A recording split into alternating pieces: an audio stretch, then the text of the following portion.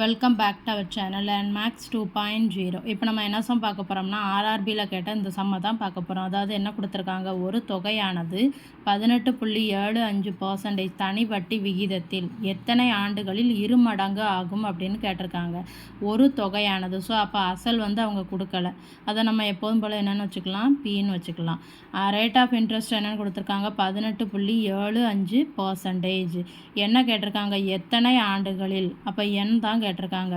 என்ன கொடுத்துருக்காங்க, எத்தனை ஆண்டுகளில் அந்த தொகையானது 2 மடங்கு ஆகும் அப்படின்னு கேட்டிருக்காங்க. அப்படின்னா என்ன அர்த்தம், மொத்த தொகை வந்து 2 × P எத்தனை ஆண்டுகளில் ஆகும் அப்படின்னு கேட்டிருக்காங்க.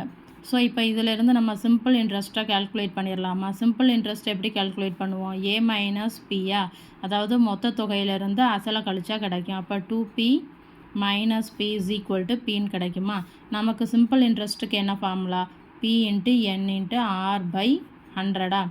இங்கே அசல் வந்து P தான், N வந்து நம்ம தான் கண்டுபிடிக்க போகிறோம். R வந்து என்ன கொடுத்துருக்காங்க, 18.75 / 100 = P-யா. இந்த Pயும் இந்த Pயும் கேன்சல் ஆயிரும். இப்போ நமக்கு என்ன தேவை, N தானே தேவை. அப்போ 100/18.75ன்னு வருமா?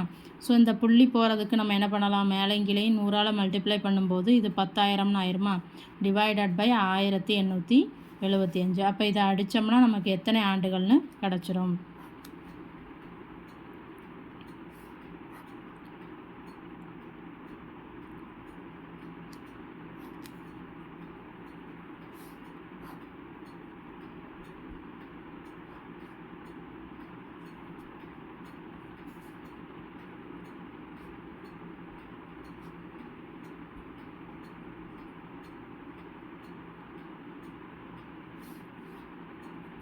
ஸோ அப்போ N = 16/3ன்னு கிடச்சிருக்கு. இது எப்படி எழுதலாம், I3 15 மிச்சம் 1.